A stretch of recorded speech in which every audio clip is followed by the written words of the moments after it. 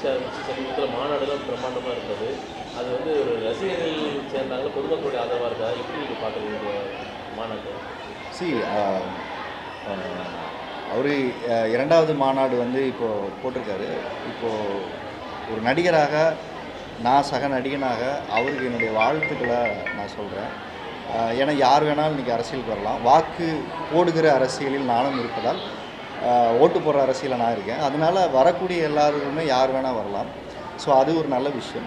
ஆனால் வந்து ஒரு இடத்துல மக்களுக்கான நலத்திட்டங்கள், மாற்றங்கள் என்ன கொண்டு வர போகிறாங்க, என்ன செய்ய போகிறாங்கங்கிறது எல்லாமே அவர்கள் என்னென்ன செயல் திட்டம் வச்சுருக்காங்கிற பொறுத்து மக்கள் யாருக்கு ஆதரவு கொடுக்குமோ அவங்க கொடுக்க போகிறாங்க.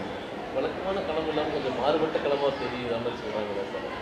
அதாவது வழக்கமான ஒரு கேஸ் இல்லாமல் நிறைய பல்முனை போட்டியில் இருக்கிற மாதிரிலாம் ஒரு சொல்கிறாங்க. நீங்கள் பொலிட்டிக்கல் பயோபிக்லாம் நடிக்கிறீங்க போது இப்படி பொலிட்டிக்கல் கட்டாயம் இப்போ அதை பற்றி இப்படி எல்லாருக்குமே ஒரு அரசியல் பார்வை இருக்கும். உங்களுக்கும் ஒரு அரசியல் பார்வை இருக்கும். நீங்களும் ஓட்டு போடுறாள் தான், இவரும் ஓட்டு போடுறாள் தான், நானும் ஓட்டு போடுறது, இவரும் ஓட்டு போடுறது தான். ஸோ எல்லாருக்கும் ஒரு அரசியல் பார்வை இருக்கும். மக்களுடைய சாய்ஸ் எப்போவுமே தனக்கான தலைவர் யாருங்கிறத அவங்க எப்போவுமே ஒவ்வொரு எலெக்ஷன் வரும்போது சரியாக தேர்ந்தெடுத்துட்ருக்காங்க. ஸோ அந்த சாய்ஸில் யார் இருக்க போகிறா ரேஸ்லங்கிறது வந்து எலெக்ஷன் முடிஞ்சோடனே தெரியும். யார் யார் என்ன திட்டங்களை எடுத்து வைக்கிறாங்களோ அதற்கு தகுந்த மக்கள் ஓட்டு போட போகிறாங்க. ஸோ அதனால் எல்லாருக்குமே என்னுடைய ஆல் த பெஸ்ட்.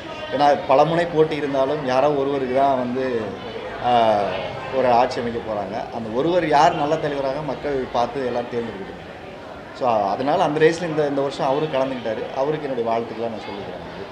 அவருடைய ரசிகர்களையும், அவருடைய இதுவரைக்கும் ரசிகராக இருந்தவர்கள் இன்றைக்கி வந்து அரசியல் படுத்துறதுக்கான ஒரு முயற்சியை மேற்கொண்டிருக்காரு. அதுக்கு ஆல் த பெஸ்ட்.